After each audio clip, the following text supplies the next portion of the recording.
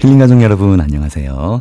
여러분 이번에는 현대자산운용 조상현 본부장님 모셨습니다. 본부장님 반갑습니다. 반갑습니다. 네네, 저희 오늘 그 주식에 대해서 많은 이야기 부탁드립니다. 먼저 지금 주식 이 관련 일을 어느 정도 하셨는지 경력 소개를 길게 이야기 한번 부탁드립니다. 뭐 길게 말씀드릴 경력까지는 아닌데 저는 이제 자산운용사에서 한 18년 정도 근무를 하고 있는 상황이고요. 물론 그 사이에 이제 운용사들은 여러 군데를 다녔고 지금 현재는 현대자산운용에 조인한 지 한 5개월 정도 된 상황입니다. 자산운용사에서 하고 있는 일 중에 이제 그 여러 가지 이 자산별로 운용하는 업무들이 다른데 주식, 채권, 뭐 대체 등등 있죠. 저는 주로 이제 주식 쪽에 관여를 해서 운용을 해왔고요. 그냥 여러분들이 쉽게 이해하실 수 있는 건 뭐 펀드 매니저라고 하는 일을 18년 정도 해온 상황이고, 이제 보통 이제 여러분들께서 뭐 신문이나 이런 데서 보시는 그 펀드 매니저의 이미지가 사실은 그렇게 좋지는 않을 거라고 생각을 해요. 왜냐하면 그 부산행이라는 영화에서 공유 씨가 개미들의 피를 빨아먹는 그런 펀드 매니저, 악덕 펀드 매니저로 나왔죠. 그래서 그런 부분들을 보면 좀 씁쓸하긴 하지만 어쨌든 운용을 계속 해오고 있는 상황이고요. 주로 저는 기관 자금들을 주로 운용을 했기 때문에 밖에서 보시는 분들은 무슨 일 하는 거지? 심지어 뭐 저희 가족, 뭐 저희 저희 부모님이나 저희 뭐 장인 어른 장모님도 사실은 제가 정확히 무슨 일 하는지 모르실 수도 있어요. 그렇지만 어쨌든 주식을 운용하고 여러분들이 가입하시는 펀드를 운용하고 있다. 이렇게 이해를 해주시면 되고요. 저는 뭐 여기 나와주신 많은 훌륭한 분들과는 달리 책을 써본 적도 없고, 그다음에 뭐 유튜브 채널을 갖고 있는 것도 없고, 굳이 내세울 게 없습니다만 어쨌든 본업으로서 그냥 밥벌이로 계속 하고 있는 상황이어서 뭐 여러분들한테 조금이나마 도움이 될 수 있는 말씀이나 이런 것들을 좀 많이 드릴 수 있었으면 좋겠습니다. 네. 방금 주식에 관련된 재미있는 이야기 하나 해주셨는데 영화 부산에서 나오는 펀드 매니저라고 하면 부정적인 이미지가 강하다는 얘기가 있는데 사실 이것도 정말 옛날 이야기가 아닐까 싶어요. 왜냐하면 우리 유튜브가 많이 보급이 되면서 일반 아무것도 주식에 정말 말 그대로 주자도 모르는 주린이 분들, 저를 포함 비난하는 게 아닙니다. 그런 분들을 포함해서 주식에 대해서 전혀 모르시는 분들도 요즘은 투자에 대해서 얼마든지 쉽게 접근할 수 있는 세상이거든요. 그렇기 때문에 그 ETF에 대한 개념도 웬만한 분들은 이제 다 알고 계시단 말이에요. 그렇기 때문에 옛날에는 ETF가 전문가 영역이었는데 이제는 누구나 주식만 시작하면 할 수 있는 그 모든 사람의 투자 영역이 된 것처럼 그 말씀하신 그 펀드 매니저에 대한 그 이미지도 지금은 많이 개선되고 바뀌지 않을까 싶어요. 예를 들어서 투자를 어느 정도 하는 사람들은 펀드 매니저에 와 공부 진짜 많이 했겠구나, 주식에 대해서 정보가 많겠구나, 저 사람 많이 배워야겠구나 라는 선진국에서는 이제 그런 인식이 강한데 옛날에 한국에서는 이제 옛날에 그런 인식이었단 말씀이시죠. 근데 저는 이제 그런 인식들이 지금은 많이 바뀌지 않았을까 싶어요. 근데 최근까지도 그 이제 예를 들면 지인분이 너 무슨 일 해? 그래서 펀드 매니저 해요. 그러면 그래? 그러면 너한테 가입 좀 할 테니까 어디를 어떻게 가입하면 돼? 그래서 이거 설명을 다시 드려야 돼요. 그러면 이제 보통 이제 그런 분들은, 일반인 분들은 증권사에서 이렇게 자문해 주시는 그런 것도 펀드 매니저라고 생각을 하셔가지고 내가 한 1,000만 원 가입해 줄게 뭐 그렇게 해서 어떻게 가입하면 돼? 뭐 이렇게 물어보시는 분도 가끔 있었거든요. 되게 고마운 분 아니신가요? 고마운 분인데 그냥 증권사나 은행에 가셔서 추천해 주시는 좋은 상품을 가입하시라고 제가 말씀드리고 있습니다. X가 작으니까. 아니요. 제가 받을 수 없어요. 직접적으로 그 돈을 받을 수 없어요. 요즘은 다 자문이 그 증권사 앱을 통해서 돼 있죠. 어떻게 보면 자문이나 이런 그 내가 투자를 하고 싶은데 전혀 종목도 못 고르겠고 선택하기 어려울 때 오히려 그 투자에 대해서 더 자문을 쉽게 받을 수 있는 좋은 세상이 왔다고 저는 또 생각을 해요. 알겠습니다. 최근 이슈 이야기에 대해서 먼저 하나 해볼까 해요. 며칠 전에 미국의 그 신용 등급 하향됐습니다. 다행히 사실 시장에는 별로 그 여파가 크진 않은 것 같은데 그래도 이거에 대한 의견을 좀 여쭤보고 싶어요. 제일 최근 이슈라 어떻게 생각하시는지 의견 좀 부탁드립니다. 이게 자주 나왔던 이슈거든요. 미국 신용 등급 강등 위기. 근데 이게 역사적으로 이렇게 계속 보면 정치권의 약간 그 알력 다툼 이런 것들로 비롯된 거고, 이런 이슈가 항상 나오는 근원적인 이유는 미국의 부채가 많고 최근엔 또 금리까지 급등한 상황이어서 정부의 재정이 좀 악화될 우려가 크다, 이런 것들인데, 사실 이거는 미국 의회에서 이제 결국에는 또 타결될 거라고 봐요. 그래서 뭐 국가 디폴트 뭐 이런 뭐 미국이 디폴트를 할 수 있다 이런 얘기도 나왔었거든요. 근데 이런 이슈는 그냥 통상적으로 나오는 정치권에서 발생된 이슈일 뿐이다. 그래서 아마도 처음에 이런 이슈 나왔을 때는 국내 코스피 시장에서도 막 큰일 난 거 아니야 막 이랬는데 이제는 약간 인지를 하신 것 같아요. 아, 저 별거 아니구나라고 해서 그 신용등급 강등 위기는 큰 이슈는 아닌 것 같고 심지어 이제 최고 등급 이 트리플 A는 유지를 했습니다. 안정적에서 부정적으로 하긴 했지만 그래서 이런 것 봤을 때도 크게 우리나라 시장을 흔들 수 있을 만한 어떤 큰 요인은 아니다라고 생각하고 있어요. 네. 그런데도 불구하고 사실 뭐 방금 얘기했듯이 부채, 네. 그다음에 금리, 또 재정 문제, 네. 디폴트까지 이런 어떻게 보면 큰 이슈일 수도 있지만 지금 이렇게 며칠도 안 돼서 그냥 바로 하루도 안 된 것 같아요. 네, 네. 오히려 시장 폭등했잖아요. 네, 네, 네. 그렇죠. 그저께 CPI가 발표되면서 완전 바뀌었죠. 분위기가. 맞습니다. 네. 그렇게 지나갔는데. 저는 이런 생각도 들어요. 왜 자꾸 이런 이슈를 계속 쓸데없이 만들어내느냐. 네. 이런 느낌도 없지 않아 있는데 혹시 어떻게 생각하세요? 사실 그들 입장에서 봤을 때는 다른 나라의 주식시장은 신경 쓸 이유가 없어요. 그렇죠. 예. 그거는 뭐 어느 국가나 마찬가지일 듯한데 본인들의 정치적인 어떤 논쟁이나 이런 뭐 정치적인 힘의 다툼 이런 것들에 있어서 다른 아시아나 유럽에 있는 국가의 주식시장이 어떻게 반응할까라는 거를 우리가 좀 고려해줘야 되는 거 아니야? 라는 거는 절대 말이 안 된다고 생각하고요. 그리고 미국이 이런 이슈가 나왔을 때 그래도 사람들이 걱정 안 하는 건 미국은 기축통화를 보유한 국가잖아요. 달러를 계속 찍으면 됩니다. 근데 만약에 이런 게 동남아나 심지어 우리나라도 마찬가지예요. 우리나라에 이제 신용등급 하향 뭐 이런 얘기 나오면 우리나라는 코스피가 좀 반응할 것 같아요. 야, 한국 지금 재정 상태 문제 있어? 이렇게 나오겠지만 미국은 달러를 계속 찍어내는데 상관없습니다. 신용 등급을 강등을 하건 말건. 물론 단기적으로 그들도 약간의 혼란은 올 수 있겠지만 크게 봤을 때는 큰 이슈는 아니다. 그리고 그건 미국이기 때문이다. 네, 이렇게 말씀드리고 싶습니다. 네, 본부장님 다음 이야기 해보겠습니다. 네. 먼저 현대자산운용에서 네. ETF 상품 이번에 출시하신다고 그래서 네, 맞습니다. 사실 오늘 저희 이것 때문에 나왔잖아요. 네. 상품 이야기 하실 기회를 좀 드릴까 하는데 네. 먼저 어떤 상품 출시하시는지 간략히 소개 한번 부탁드려요. 예, 저희 현대자산운용 ETF 브랜드는 유니콘이라고 아마 잘 모르시는 분들이 많으실 거예요. 근데 기억하기 쉽게 설명을 드리면 뭐 구독자분들이 많이 아실 수도 있겠지만 현대 유니콘스라는 야구단이 있었죠. 거기서 이제 그렇게 연결을 지으시면 기억하기 쉬우실 것 같고요.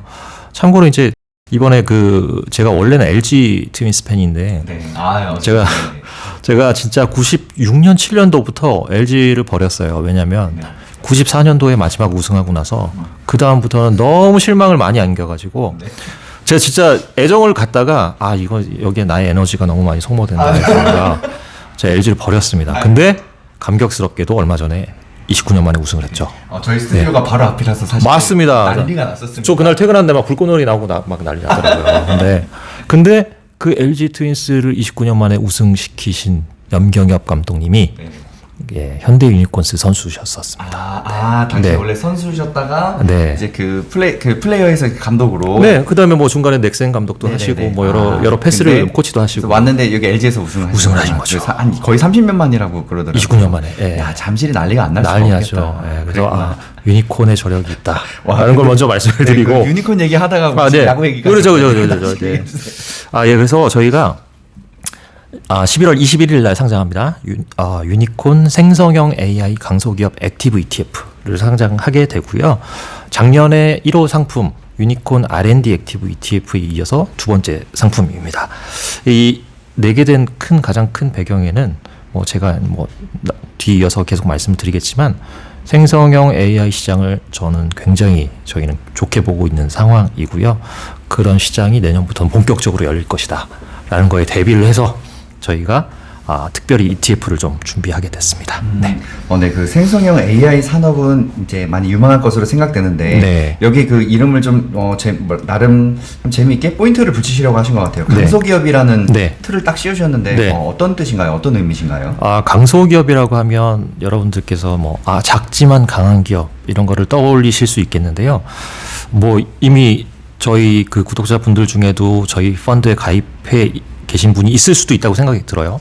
저희 회사의 이 대표 펀드가 현대 강소기업 펀드라고 국내 중소형 주식형 펀드가 있습니다. 이 펀드가 저는 감히 한국을 대표하는 중소형주 펀드다라고 말씀드릴 수 있는데 그 이유가 저희 펀드 평가사에서 평가하는 이 사이트가 있어요. 거기서 보시면 3년, 5년 1위입니다. 수익률로. 수익률로 1위고 거기 보시면 이제 그 펀드 닥터에서도 이제 펀드의 등급을 부여합니다. 예를 들면 뭐 모닝스타라는 해외 펀드 평가사가 있는데 거기서는 이제 별 5개짜리면 최고 등급의 펀드 이런데 국내에서는 태극기로 붙어 있어요. 태극기 5개를 받은 펀드이고요. 쉽게 생각하시면 저희가 이제 호텔 여행 가서 호텔을 가시잖아요. 그러면 이제 5성급이 있죠. 4성급, 3성급이 있습니다. 차이가 있죠. 3성급은 가격은 좀 중저가고 뭐 괜찮다. 5성급은 너무 비싸. 근데 서비스가 너무 좋아. 계속하고 음식도 잘 나와. 이게 등급이 펀드 등급은 어떻게 산정이 되냐면 변동성 대비 수익률로 따지거든요. 수익률만 아무리 높아도 등급이 높은 게 아니고요. 변동성도 낮으면서 수익률도 높아야 됩니다. 그러면 펀드 평가사 공인된 펀드 평가사에서 펀드 등급을 부여하게 되어 있고 저희 현대 강소기업 펀드는 5개의 등급 별 5개를 받고 있는 펀드이다. 그래서 그 강소기업의 그 DNA를 살려서 저희가 생성형 AI 강소기업 ETF를 내게 됐습니다. 네. 지금 그 좋은 정보 몇 가지 이야기해 주셨는데 말씀하신 것 중에 궁금한 게 생겨서 펀드 먼저 변동성 대비 수익률이 또 좋아야 된다. 그 사실 그 2000년대 초반에 펀드 연품 엄청나게 불었다는 말이에요. 저도 계좌를 그때 만들었는데 그랬다가 이제 금융위기 생기면서 쭉 빠지고 그 다음부터 이제 ETF 시대로 완전히 넘어가고 있습니다.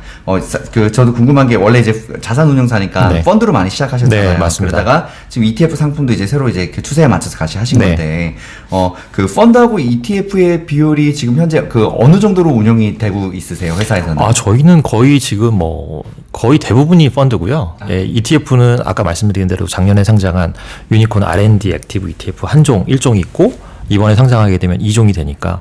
근데 대다수의 저희가 이제 기관이나 이 개인 고객들이 가입하신 펀드 같은 경우는 대부분 다 펀드 형태로 되어 있습니다. ETF는 저희가 이제 거의 첫 발을 내디딘 거나 다름없다. 이렇게 이해해 주시면 될 것 같아요. 이어서 다음 질문 해볼게요. 그럼 강소기업 펀드와 이번에 출시되는 생성형 AI 강소기업 액티브 ETF 어떤 관계가 있는 건가요? 네, 저희가 이제 중소형주 펀드인 현대 강소기업 펀드와의 관계는 나중에 이제 뭐 관심이 있으신 분들은 투자 설명서나 이런 걸 살펴보시면 아시겠지만 강소기업 펀드를 일부 복제를 합니다. ETF가. 이게 무슨 말씀이냐면 저희 대표 펀드에서 운용하고 있는 포트폴리오가 있는데 그 포트폴리오 중에 생성형 AI 관련한 산업 아니면 종목들이 분명히 들어있을 거거든요.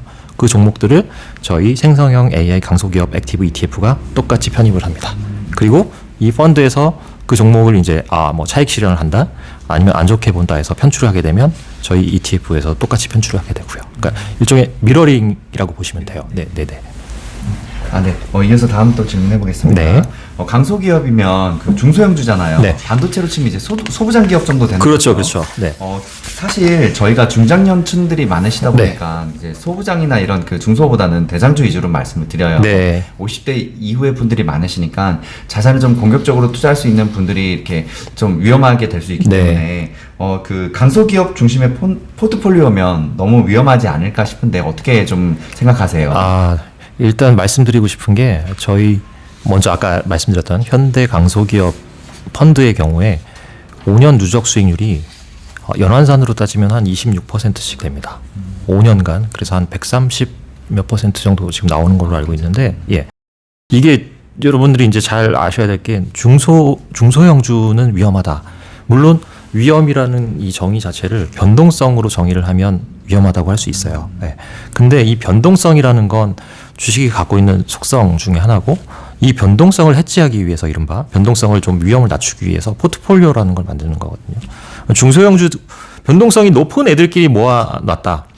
근데 포트폴리오로 짜여진 이 하나의 이 포트는 변동성이 다 높긴 하지만 특정 종목에서 변동성이 위로 튈 수도 있고 아래로 튈 수도 있습니다. 이런 것들이 서로 해지가 되면서 전체적인 포트로 안정성을 가져가기 때문에 그렇게 여러분들이 생각하시는 것처럼 중소형주 단일 종목에 투자하게 되면 굉장히 위험하다고 볼 수도 있어요. 근데 이런 것들을 여러 개 담아서 운용하기 때문에 상대적으로 이 계란을 한 바구니 담지 말라는 얘기 있잖아요. 그런 것처럼 이렇게 포트가 하나가 구성이 되는 거고요. 그리고 이제 제가 솔직히 말씀드리고 싶은 건 대형주가 안전하다. 라는 이 고정관념을 좀 버리셔야 됩니다. 아, 그렇죠. 예. 그 맞는 말씀입니다. 네, 절대 그렇지 않습니다. 네. 그 작년 하락장에 증명이 됐죠. 맞습니다. 네. 뭐 테슬라 거의 뭐 마이너스 80까지 빠졌었죠. 108달러인가 107달러까지 떨어졌고 네. 엔비디아도 130달러까지인가 떨어졌어요. 맞습니다. 고점 대비 대상주 80%입니다. 네, 네. 이 세상에 안전한 주식 어디 없습니다. 그거 네. 정말 중요한 이야기신 것 같습니다. 네. 아, 제가 이어서 또 다음 질문 해볼게요. 네. 그럼 그 좀 나름 날카로운 질문을 좀 드리려고 하는데.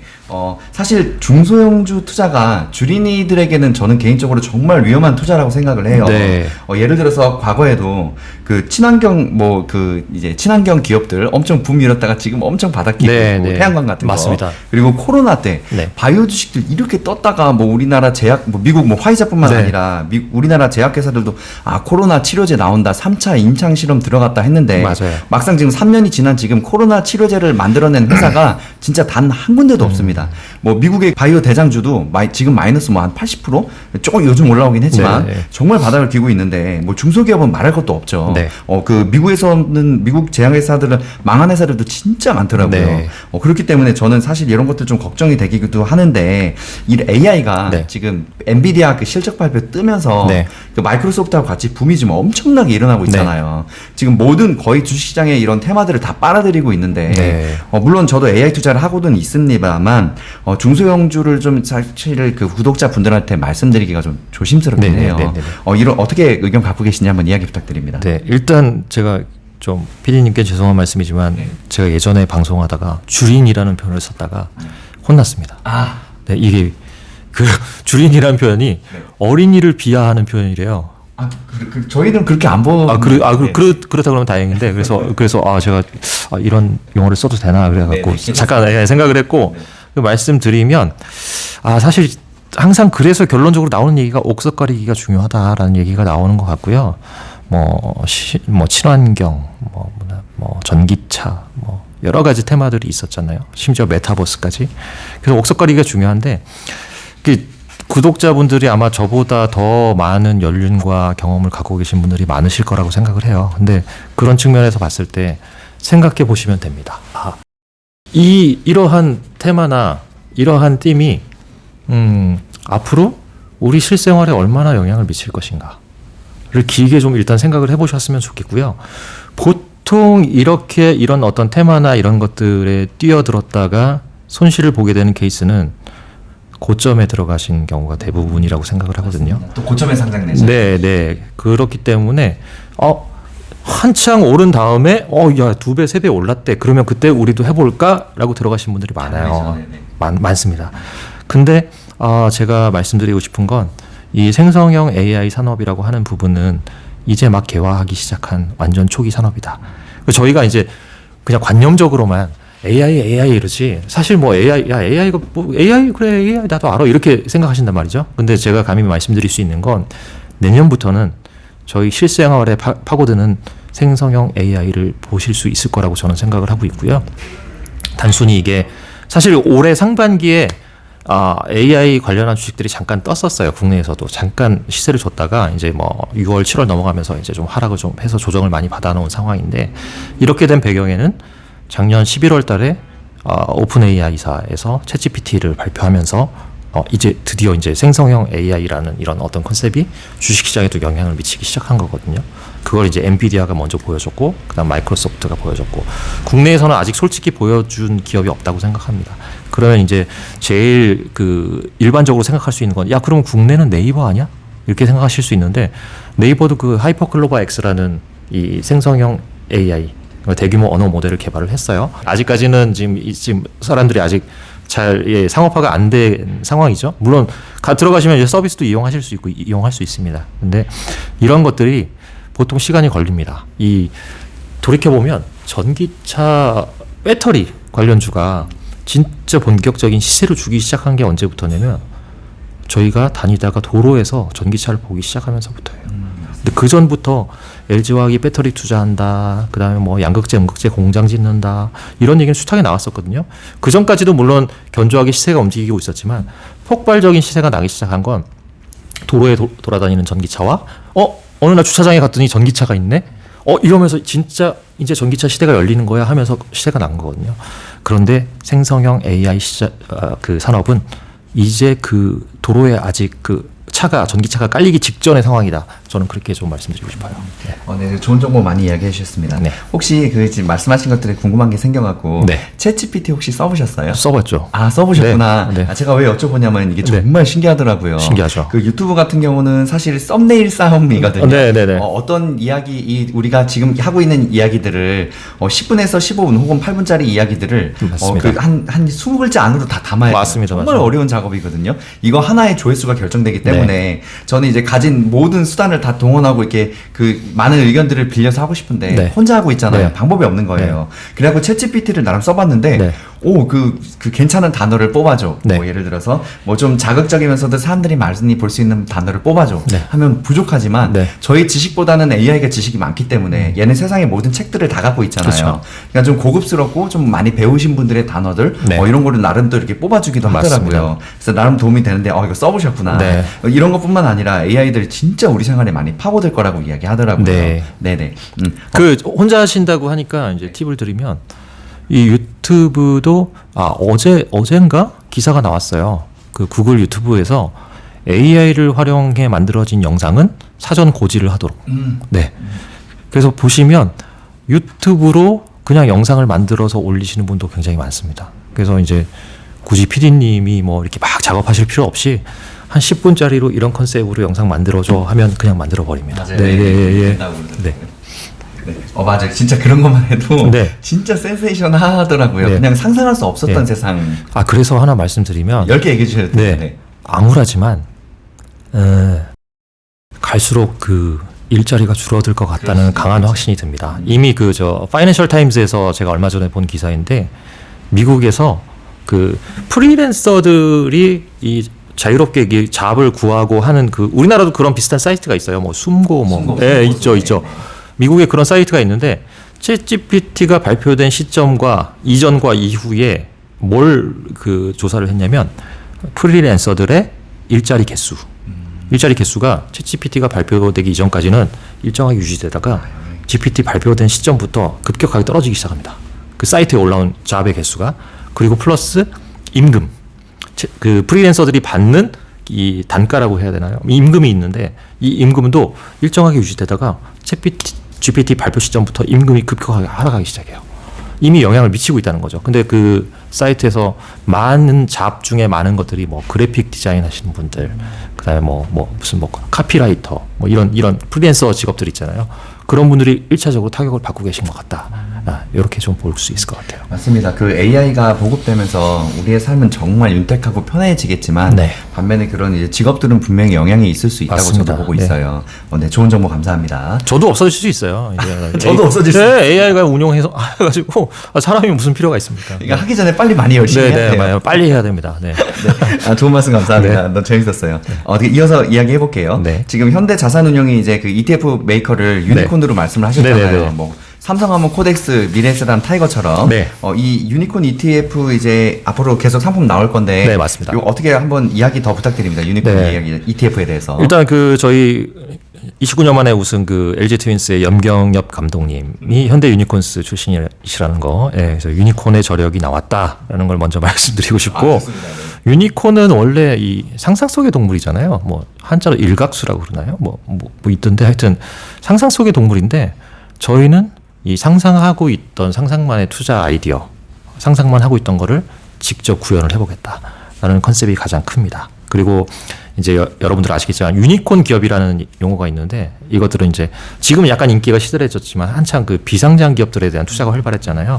스타트업 기업들 이런 데들인데 유니콘 기업이 됐다 하는 거는 비상장 기업인데 1조 원 이상의 가치를 부여받으면 유니콘 기업이라고 하고 10조 원 이상의 가치를 받으면 데카콘이라고 하거든요.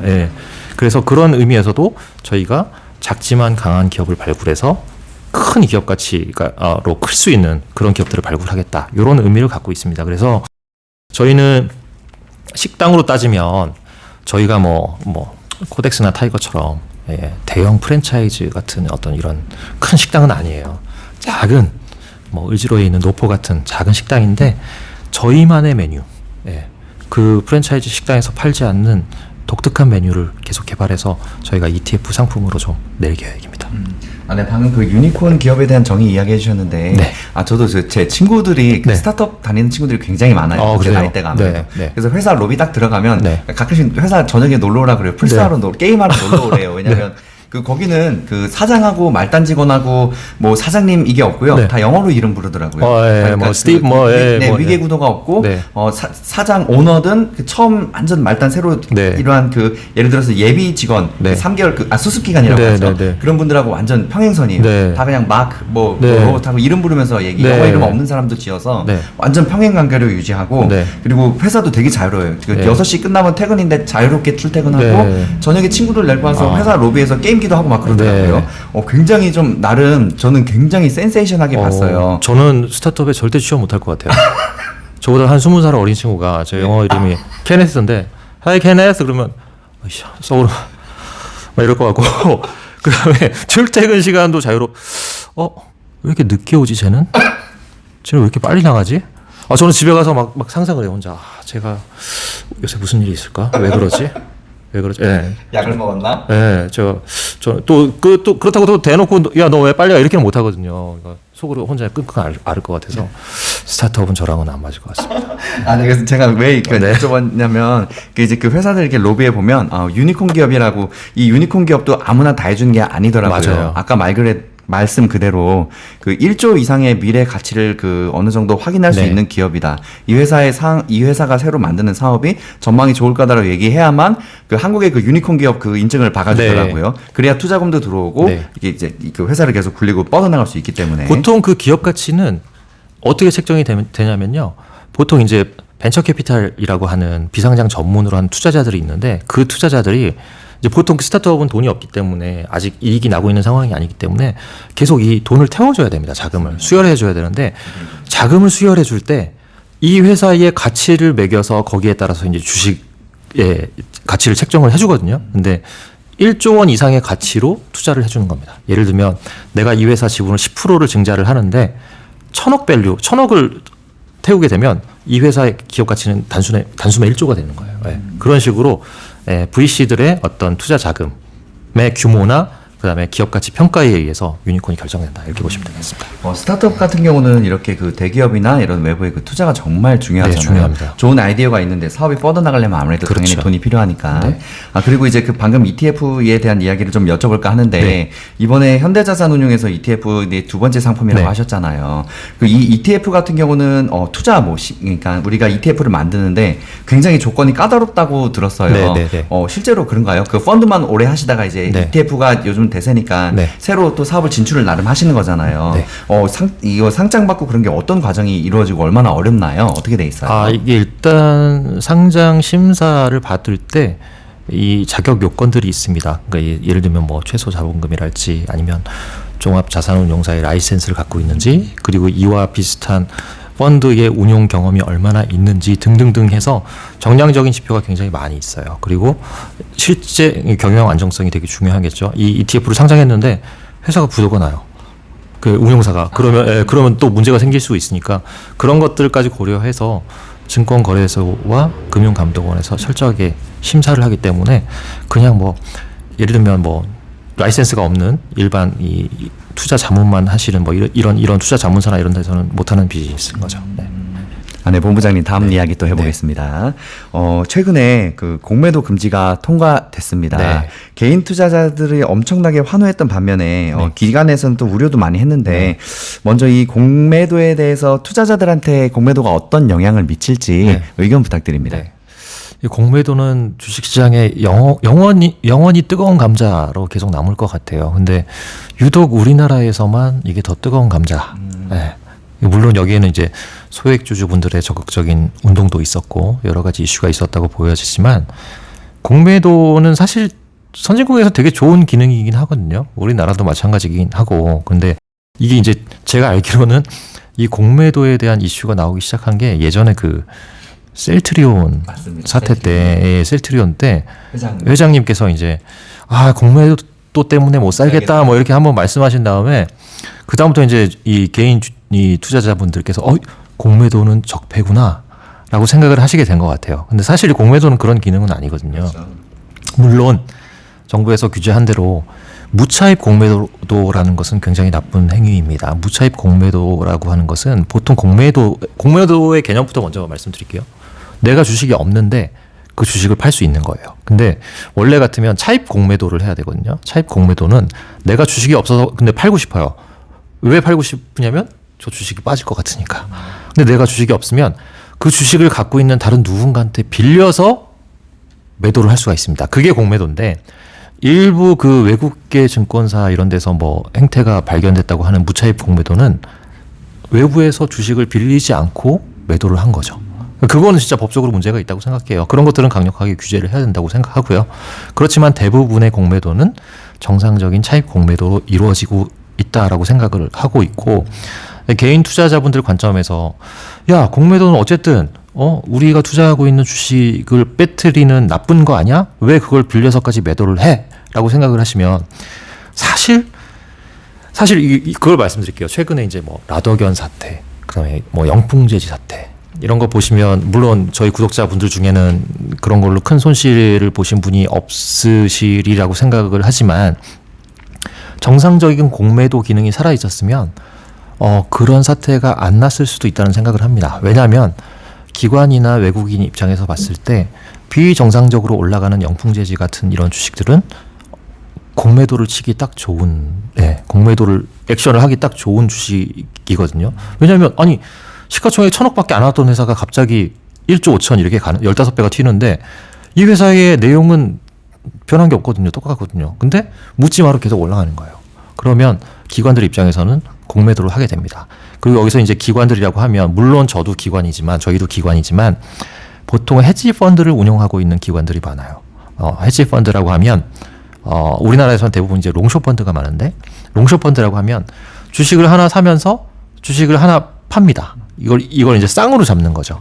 예, 그렇게 해야 해지가 되는 거죠. 올라갈 놈, 빠질 놈 잡아야 이게 그거 이제 페어 트레이딩이라고 하는데 그래서 이제 올라갈 것 같은데 얘보다 덜 올라갈 것 같다. 예를 들면 같은 업종 내에서 얘는 이만큼 올라갈 것 같은데 얘는 요만큼 올라갈 것 같잖아요. 그러면 얘를 롱을 하고 얘를 숏을 합니다. 이런 식으로 페어를 잡는 거예요. 그게 이제 절대 수익을 내는 기법 중에 하나인데 그런 헤지 펀드들에서 주로 이제 공매도를 하는 경우가 있고요. 그 다음에 이제 최근 나온 게 ETF의 유동성 공급자들을 또 공매도를 규제하겠다고 했는데 요거는 조금 논란의 여지가 있어서 제가 거기에 대해서는 제가 좀 말씀을 좀 드리기가 좀 민감한 부분이니까 그건 나중에 말씀을 드리도록 하고요. 어찌됐든 간에 공매도 때문에 내 주식이 빠진다라고 생각하시면 저 이건 진짜 개인분들한테 욕먹을 수도 있는데 했습니다. 하고 싶은 얘기 다 하시네요. 예. 이게 저희 운용사에서는 공매도를 전혀 하고 있지는 않지만 헤지펀드 입장에서 그렇게 공매도를 하게 되는 케이스는 이 주식이 정말 안 좋아 보이는 경우가 많거든요. 예. 그러면 어찌 됐든 간에 개인 투자자분들이 보는 것보다는 기관 투자자, 매니저들이 그 종목에 대해서는 좀 더 공부가 돼 있다고 저는 생각을 해요. 그런 관점에서 그분들이 이 공매도를 친 이유는 이 회사의 펀더멘탈이 좀 안 좋기 때문에 아니면 펀더멘탈은 좋은데 너무 과도하게 올랐기 때문에 비싸졌기 때문에 공매도를 치는 경우가 대부분인 거고요. 그들의 입장에서 봤을 때도 공매도를 치는 게 뭐 게임하듯이 저거 빠질 것 같아 팔어 공매도 해 이렇게 한다고 될 수 있는 게 아니에요. 그 주식을 빌리는 데 있어서 수수료를 지불을 해야 됩니다. 네. 그러면 그들 입장에서도 돈을 지불하고 공매도를 하는 거기 때문에 쉽사리 웬만한 확신이 없으면 그렇게 못하는 거예요. 그러니까 그런 것도 기관 투자자들이 공매도를 늘리고 있네라는 종목들이 만약에 보이시면 일단 유념해서 주의해서 좀 보시고 내가 뭐 놓친 게 있나? 이렇게 좀 보시는 게 좋지 않을까 생각이 들고요. 결국에 진짜 좋은 회사인데 진짜 좋은 회사 같으면 공매도를 아무리 해도 결국에는 안 빠집니다. 네. 그건 제가 확실히 말씀드릴 수 있어요. 저희 주식시장이라는 게 효율적 시장이기 때문에 좋게 보는 사람이 더 많게 되면 그 힘이 우세하면 공매도를 아무리 해도 빠지지 않습니다. 그러니까 공매도 때문에 빠졌다? 그 얘기는 이 회사의 주식, 이 회사의 펀더멘탈이 굉장히 취약하구나. 뭔가 좀 그렇게 좋은 상황은 아니구나라고 이해를 하셔도 될 것 같아요. 네. 네, 지금 주식에 관한 그리고 공매도에 관한 중요한 이야기들 많이 해주셨는데 먼저 공매도에 사람들이 공매도를 보는 인식, 그 한국 사람 사실 이 주식이나 이런 투자에 대해서 너무 한쪽으로 몰아가는 경향이 좀 없지 네, 않아 있어요. 네. 그래서 먼저 공매도의 긍정적인 기능에 대해서 이야기를 해주셨는데 네. 이런 그 좋은 기능들도 있다는 거 네. 그리고 또 공매도가 필요악이라는 이야기가 있더라고요. 네. 아까 말씀하신 대로 어떤 주식의 적정 가치가 이것들을 정확하게 평가하기 위해서 정말 좋은 주식 같은 경우는 아무리 공매도를 쳐도 떨어지지 않는다는 네. 것 그런 기능들도 있죠. 네. 그리고 또 궁금한 게 이 공매도에 대한 시각이 또 제가 그 나름 저도 그 공매도 이슈 많이 이야기하고 그러니까 저도 좀 찾아봤어요. 외국 뉴스에서 외국도 뭐 JP모건이나 외국 계열사들에서 이렇게 한국 시장 평가하더라고요. 공매도 같은 것들을 또 제대로 못하면 한국의 이런 그 금융시장 굉장히 후진국으로 될 거다. 네. 지금보다 더 퇴보되고 더 떨어질 거다. 이런 얘기도 있는데 네. 되게 비관적으로 이야기를 하더라고요. 어떻게 생각하세요? 일단 외국인 투자자 입장에서 봤을 때는 공매도가 안 된다는 것 자체가 이게 선진 주식시장, 선진국의 주식시장에서는 약간 있을 수 없는 일이라고 생각을 하는 것 같고요. 어쨌든 저희도 그래도 이제 한시적으로 조치를 한 거니까. 영원한 게 아니잖아요. 네네. 그 기간만 좀 잘 지나면 될 것 같고요. 말씀드렸다시피 이제 순기능, 공매도의 순기능도 있고, 그 다음에 여러 가지 금융상품을 만듦에 있어서, 다양하게 나옴에 있어서, 이 대차, 공매도, 이런 기능들이 좀 있어야 금융상품도 좀 더 다양하게 나올 수 있고, 여러 가지 좀, 좋은 면이 많은데, 그런 면에서 봤을 때 외국인들이 봤을 때는, 공매도를 못하게 되면, 우리나라에 투자하고 있는 외국인들도 다 같은 외국인은 아니거든요. 예를 들면 이제 저희가 흔히 얘기하는 롱머니, 저희가 그냥 주식을 사는 관점으로만 접근하는 장기 투자자 외국인이 있고요. 해치펀드 많이 들어옵니다. 뭐 단기적으로 뭐 속된 말로 단타를 한다든지 아니면 숏을 전문으로 하는 뭐 외국인이라든지 이런 외국인도 있고 주로 이제 뭐 외국에 있는 뭐 연기금이나 이런 데서는 장기 투자 성향의 롱머니가 많겠죠. 근데 저희 뭐 홍콩이나 아니면 뭐 싱가포르나 이런 데 이 거점을 두고 있는 외국인들 같은 경우에는 해치펀드가 많아요. 그런 데서는 공매도가 금지가 된다. 그러면 일단 당장은 한국 시장에서 플레이할 유인이 떨어집니다. 그런 관점에서 좀 이해를 해주시면 될 것 같아요. 네, 방금 이야기에 말씀하신 것들 이어서 질문 좀 드리고 싶은데 외국인 자본 유출 저도 이건 좀 있을 수 있다고 봐요. 공매도를 우리가 일시적이지만 이제 중단을 하게 된다면 해외에 그 많이 자본이 그 빠져나갈 텐데 주식이라는 게 우리나라의 자금만으로는 사실 올라가는 게 한계가 있잖아요. 외국의 그 많은 자본들이 유입이 돼야 그만큼 시장이 더 가격이 이렇게 올라가는 건데 외국인 자본이 많이 유출될 수도 있다. 혹시 어떻게 보세요? 공매도 때문에? 근데 다행히 외국인들이 올해 많이 팔았어요. 이미 많이 팔아서 아마 추가적으로 제가 외국인 지분율을 지금 체크를 못 하고 왔는데 한국 시장에서 아마 30%대 초중반이었나 뭐 그 정도 됐던 것 같은데 이건 제가 나중에 확인해서 알려드릴게요. 근데 이미 많이 팔은 상황이고 팔게 된 배경에는 물론 뭐 금융시장 경제 상황이 지금 안 좋았기 때문도 있지만 환율도 많이 좀 약화된 상황이어서 그냥 저희 입장에서 봤을 때는 이 이슈 때문에 추가적으로 외국인들이 또 한국 시장을 많이 이탈할까라는 거에 대해서는 조금 그럴 가능성은 좀 크지 않을까라고 생각을 해서 시기상으로 봤을 때는 그래도 다행이다. 외국인들이 이것 때문에 대규모 또 이탈을 할 것 같지는 않다. 왜? 이미 많이 이탈을 해 있는 상황이기 때문에 이제는 들어올 시점을 노리고 있는 외국인 분들이 많을 거라고 생각하거든요. 그런 관점에서는 나쁘지 않은 것 같아요. 그렇죠. 이 공매도 때문에 일시적인 거니까 시장을 한번 싹 정리를 하고 이 모니터링 시스템을 더 강화해서 가는 게 저도 맞다고 봐요. 그런 취지에서 이제 시작된 거란 말씀이시죠? 맞습니다. 알겠습니다.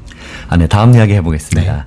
최근에 주가 조작 사태, 사실 지금 올해만 한 3번째 정도인가 그런 걸로 알고 있어요. 유독히 우리나라에서만 많이 터진다는 느낌도 받는데 한국의 이런 주식시장의 그 고질적인 문제들 어떻게 보시는지 그리고 이런 것들이 당연히 사라져야겠죠. 어떻게 바뀌어야 될지 의견 또 부탁드립니다. 이 주가 조작 사태는 우리뿐만 아니라 미국에서도 여러 건이 있었던 걸로 알고 있어요. 가장 근래로 무슨 그 피 한 방울로 모든 질병을 진단한다고 했던 그 여자분, 그분도 있었고, 그 다음에 뭐 우리가 뭐 무슨 수소 전기차를 개발했다 해가지고 또 한 뭐 그런 업체도 있었고, 뭐 있었죠, 뭐 등등이 있고, 하여튼 뭐 저희만의 문제는 아닌데 이 1차적으로는 주가 조작을 한 일당들이 가장 큰 책임이죠. 그분들에 대해서는 사실 엄한 처벌을 내려야 된다고 생각하고요. 그럼 두 번째로는 이제 저희 정부 기관 금융 감독하시는 분들이 물론 잘 하고 계시겠지만 좀 더 모니터링을 좀 강화를 해주셨으면 좋겠다. 마지막 세 번째가 중요합니다. 마지막 세 번째는 저희를 지킬 수 있는 건 저 스스로밖에 없어요. 내 몸을 지키고 내 재산을 지키는 건 내가 지켜야지 누군가가 해주기만을 기대하면 안 되는 거겠죠. 저는 그래서 주식시장을 이 거대한 카지노라고 생각을 하거든요. 뭐 구독자분 여러분들이 들으시면 뭐 웬 카지노야 이렇게 생각하실 수도 있겠지만, 예, 사실 이게 돈이 왔다 갔다 하는 하나의 게임판이잖아요. 네. 그래서 뭐 강원랜드도 있고 아니면 뭐 마카오 카지노, 라스베가스 카지노 있지만 카지노에 가시면 혹시 뭐 바카라 해보셨나요? 뭔지는 압니다. 네. 해본 적은 없는데 알고 있어요. 이게 홀짝이거든요. 네. 그다음 뭐 슬롯 머신 뭐 이렇게 땡기는 거 있잖아요. 가면 눈이 휘둥그레집니다. 진짜 막 현란하고 번쩍번쩍하고 막 여기저기서 막 탄식 소리 나고 막 난리 나요. 예. 그 텐션을 올려요. 예, 텐션이 올라가요. 흥분돼요. 네, 맞아요. 하게 만들죠. 맞아요. 흥분이 될 수밖에 없어요. 막 현란한 조명이 막 반짝반짝하면서 보시면 슬로머신 같은 것도 막 갑자기 막 구석에서 막 땡땡땡땡 음악 소리 엄청나게 나면서 막 종 치는 소리 나고 그러면 사람이 막 흥분되거든요. 예. 소리가 나고. 예, 소리가 나고. 얘 터졌다고. 예, 터졌다고. 그러면 막 우르르 또 가죠. 거기 가고. 그리고 막 바카라 같은 경우는 이렇게 보통 이렇게 테이블 하나에 이제 이 딜러가 있고 쭉 둘러 앉아서 이제 뱅커 플레이어 홀짝에 겁니다. 배팅을 하는데 제가 예전에 마카오 바카라를 한번 갔다가 되게 독특한 경험을 한번 했어요. 뭐냐면 보통 뱅커 플레이어 왔다 갔다 50대 50이겠죠. 확률상으로. 둘 중에 하나가 이제 계속 따게 되는데 어느 순간부터 예를 들면 뱅커 쪽만 계속 이기게 되는 테이블이 나와요. 그러면 사람들이 몰립니다. 이미 테이블에서 게임을 하고 있는 사람들 말고 주변 사람들이 몰려요. 주변 사람들이 몰려서 여기저기서 사이드 배팅이라고 하는데 내가 테이블에서 게임하고 있는 사람 말고 내 뒤에 있는 사람이 갑자기 자기 칩을 꺼내서 내 거에 같이 얹습니다. 근데 보통 정상적인 사람이면 뱅커가 계속 나오면 이제 플레이어 나올 것 같은데 홀만 계속 나왔어요. 동전을 던졌는데 앞면만 나왔는데 이제 뒷면 나올 것 같아. 그래서 뒷면을 거는 게 보통 인지상정인데 그 사람들은 홀에 계속 겁니다. 심지어 더 배팅 금액을 늘려가면서 홀로 계속 거는데 희한한 게 이만큼 이렇게 배팅 금액을 늘릴수록 홀이 계속 나와. 홀이 또 계속 이기는 거예요. 그럼 막 사람이 더 몰려요. 막 구름처럼 막 거기는 그래서 막 이제 테이블에 보통 한 8명 정도 앉는데 뒤에 서서 사이드 배팅 하는 사람까지 하면 막 30명씩 막 때려 몰려 있는 거죠. 여기저기서 막 팔이 쑥쑥 나와서 막 배팅을 하는 거예요. 그거 보면서 주식시장이랑 똑같다. 계속 올라요. 한 주식이 오늘 10% 올라요. 내일 뭐 한 1, 2% 끝나고 그 다음 날 또 7, 8% 올라요. 뭐 그럴 수 있죠. 그 다음 날 한 1% 빠져요. 그 다음 날 또 막 9%, 10% 올라요. 그 다음부터 사람들이 몰리기 시작합니다. 무슨 얘기냐? 차트를 보시면 거래량 지표가 있잖아요. 툭툭 하면서 거래량이 이렇게 들어가요. 네. 그러고 나서 한 50%, 100% 올라서 쫙 서게 되면 신규로 진입하는 분들이 생기십니다. 거기서 거래량이 이렇게 늘어 있는데 거기서 이건 되는 주식이야. 근데 그런 부분들을 굉장히 조심하셔야 될 게 사실 미리부터 바닥에서부터 그렇게 이 주식을 매입하고 계셨던 분이면 그런 분들은 고점에서 뭐 20, 30% 조정 받아도 뭐 충분히 드셨으니까. 근데 고점에서 들어가신 분들은 15%, 20%만 조정 받아도 이제 막 리스크 관리가 안 되시는 거예요. 그러니까 왜 그러면서 이제 막 떨어지면 공매도 타신 것 같기도 하고 뭐 등등등 여러 가지가 이유가 나올 수 있는데 그래서 말씀드리는 게 내 재산은 내가 지켜야 되고 저희가 카지노에 가서 될 대로 되라라고 플레이하는 플레이어가 아니기 때문에 저희는 항상 그런 리스크를 신경을 쓰고 줄 타시는 것도 좋아요. 물론 그런 거 이제 모멘텀 투자라고 하는데 착 모멘텀이 붙어서 막 거래량이 급증하면서 올라가는 종목을 따라가시는 것도 뭐 하시는 건 좋은데 대신 그럴 때는 본인만의 어떤 관점과 본인만의 그런 어떤 타이밍을 가지고 하시는 게 좋을 거라고 생각이 들고요. 이런 게 이제 꺾이기 시작했고 분위기가 쌓여지는데 수영장에 물 빠지는지 모르고 계속 그 수영장에 남아 계시는 분들이 계세요. 근데 그런 거를 조심하셔야 되고요. 이거는 여러 가지 뭐 경험이나 일단은 그 종목에 대한 공부를 많이 하셔야 될 거라고 생각을 합니다. 그래서 그런 부분들만 잘 지키시면 저희가 주가 조작을 타고 있는 그런 어떤 종목에 묻지마로 따라가는 행위는 없어지지 않을까 이렇게 생각합니다. 아, 정말 지금 그 답변이 깔끔하게 정리해 주셨는데요. 쉽게 네. 말해 네. 공부해라. 왜냐면 우리가 저도 정말 이해가 안 가는 게 네. 내가 주식에서 내 돈을 넣으려면 네. 이 종목이 잘 되는지 안 되는지 혹은 내가 모르는 또 다른 악재는 없을까 이 기업에 네. 그런 것들을 생각을 하고 그 다음에 맞습니다. 투자를 해야 되는 게 맞는 거잖아요. 네. 야 이거 뜬데 이거 오른데 가자 그렇게 했다가 물리면 당연히 내가 이 기업이 어떤 기업인지도 모르는데 네. 좀 덜컥대고 돈 넣었다가 제대로 된 기업이 아니면 날릴 수도 있는 네. 거잖아요. 그래서 제일 중요한 거 공부해야 된다는 거. 공부하셔야 되고요. 내가 투자하려면 공부해야죠. 네. 공부가 아니시고 이러신 분도 계세요. 야 주변에서 내가 그 회사에 다니는 사람한테 들었는데 그 회사가 무슨 수출 계약이 있다더라. 근데 그게 규모가 얼마래. 그래서 이거는 고급 정보야. 신문에도 안 나왔어. 그래? 그 얼마를 수출하는데 50억 수출이 한대요. 미국으로. 그래? 그 회사 시가총액이 얼마인데 한 3천억 되죠.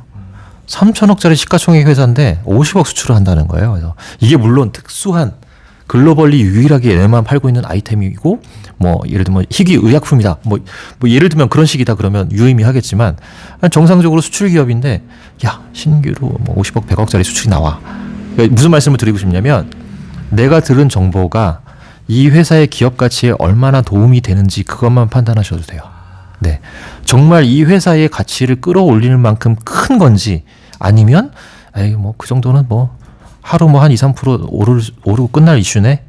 그거를 일단 판단하시는 게 되게 중요할 것 같다고 생각이 들고요. 배터리 같은 경우도 마찬가지입니다. 어디서 테슬라한테 수주 공시를 받았다 했는데 그 공시 금액이 나오잖아요. 근데 그 공시 금액이 나오면 이 금액 수주 금액이 이 회사가 지금 이 부품 회사가 매출을 얼마 하고 있는데 영향을 얼마나 미치는 거지? 매출이 예를 들면 10조짜리 회사, 10조 하는 회사인데 수주를 5천억 받았어요. 그러면 5%잖아요. 매출의 5%. 매출의 5%가 애드가 되면 이 회사 주가가 얼마나 움직일까? 그걸 한번 생각을 해보시면 좋을 것 같아요. 네.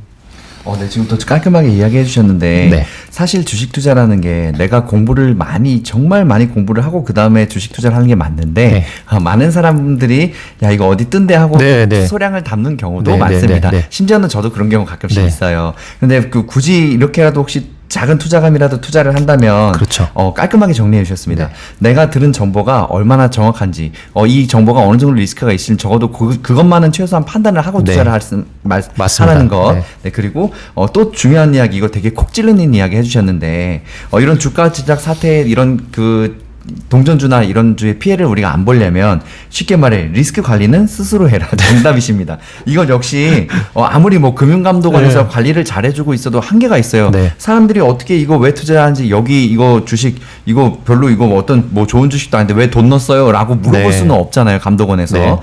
그렇기 때문에 리스크 관리는 사실 우리 스스로 해야 되는 게 정말 맞습니다. 그렇죠. 그리고 주식하시는 분들이 대부분 상승장 끝머리에 들어옵니다. 어느 정도 이제 다 뜨고 거의 뜨는 게 끝날 때쯤에 들어와서 대부분 물리시죠. 이런 것들을 사실 방지해야 되는데 이것도 역시 시장에 대한 전반적인 공부가 많이 필요하다고 봐요. 네네. 근데 이제 그런 경우는 있어요. 저희 힐링 여행자님도 항상 강조하시는 부분이라고 제가 이해하기로는 그런데 정말 앞으로 5년, 10년을 봤을 때 되게 유명한 기업, 유명한 산업 같은 경우에는 그러니까 장기 성장 종목이라고 하죠. 그런 경우에는 고점에서 주가가 조정을 많이 받았다. 그러면 이제 끝난 게 아니라 이 사이클이 여러 번 반복이 되는 거잖아요. 한 사이클 겪고 잠깐 쉬었다가 두 번째 사이클 나오고 세 번째 사이클 나오고 이 사이클이 조정을 받아서 쉬고 있을 때 분산 투자 관점에서 계속 나는 이건 10년 후에는까지는 계속 성장할 기업인 것 같아라고 생각하시면 분산 투자로 계속 적립식으로 넣으시면 될 것 같아요.